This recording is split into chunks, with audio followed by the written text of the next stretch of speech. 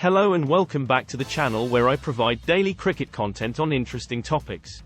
In today's video, following on from the Indian and West Indian teams, I will be presenting my all-time England Test 11. Before I start, I will say that although this is an all-time 11, I have drawn a line in the sand in that they must have been playing from 1960 onwards.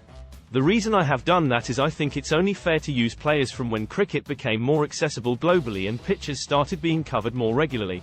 In addition, there simply isn't enough footage of players from the 50s and older for me to really garner an informed opinion. Lastly, there would be the question of how far back would you go if you included everyone. Would W.G. Grace make anyone's team, for example? So I drew my line in the sand that they had to be playing from 1960 onwards. With that housekeeping out of the way, here is my greatest England 11. Number 1, Alistair Cook, captain.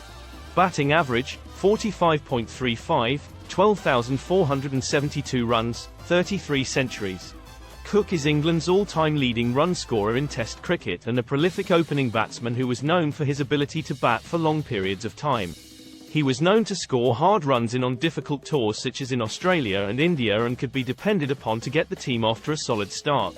Number 2, Graham Gooch. Batting average, 42.58, 8,900 runs, 20 centuries. Gooch was a brilliant opener for England and played a key role in the team's success during the 1980s and early 1990s. He was known for his toughness and grit. Number 3, Geoffrey Boycott. Batting average, 47.72, 8,114 runs, 22 centuries. Boycott was a highly successful and technically sound batsman who was known for his ability to bat for long periods of time. Although not the most entertaining of batsmen, his sheer ability to score runs earned him a place on my team. Number 4, Kevin Peterson.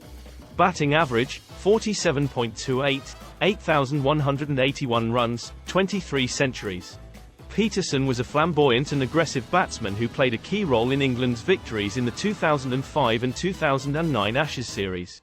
He is worth his place in the side just to picture him batting at the same time as Boycott. Can you imagine Boycott's face watching Peterson switch hitting from the other end? Number 5, Joe Root. Batting average, 50.22, 10,948 runs, 29 centuries. Root is currently one of the best batsmen in the world and has been a mainstay of the England team since his debut in 2012. He will likely pass Cool to become England's leading run scorer and will have his eye on Sachin Tendulkar's all-team record. Number 6, Ian Botham. Batting average, 33.54, bowling average, 28.40, 5,200 runs, 383 wickets. Botham is one of England's greatest all-rounders of all time and was a key player in the team during the 1980s. Botham was a match winner and adds depth to both the batting and bowling. In his youth he was genuinely quick and was always a big hitter when batting. Number 7, Matt Prior. Batting average, 40.18, 4,099 runs, 7 centuries, 256 catches, 13 stumpings. Prior was an outstanding wicketkeeper batsman who played a key role in England's successes in the late 2000s and early 2010s.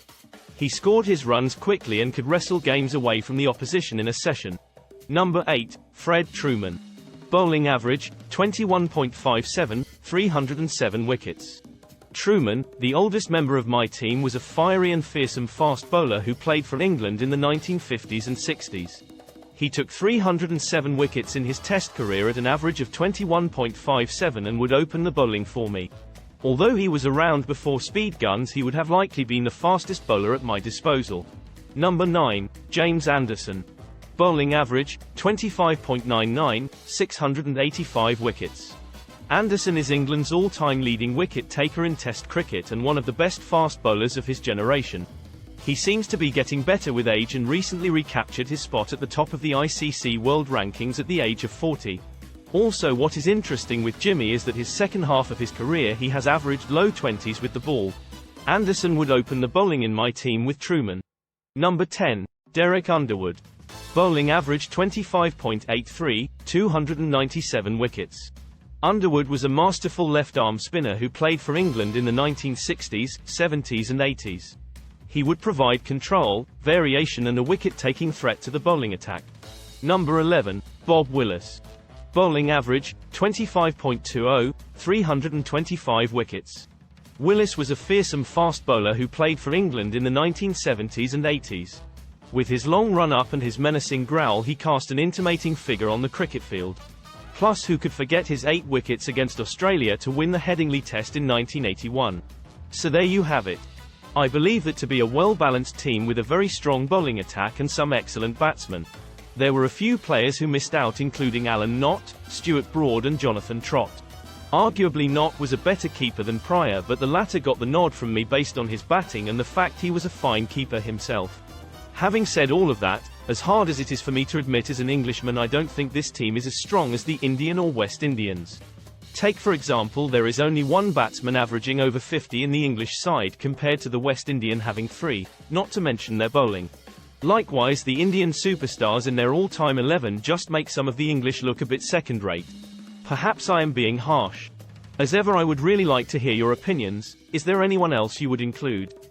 Or is there perhaps someone obvious I have missed? Please let me know in the comments. I will be working on the South African all-time 11 tomorrow, which will be fun given their strength over time. Thanks for watching everyone.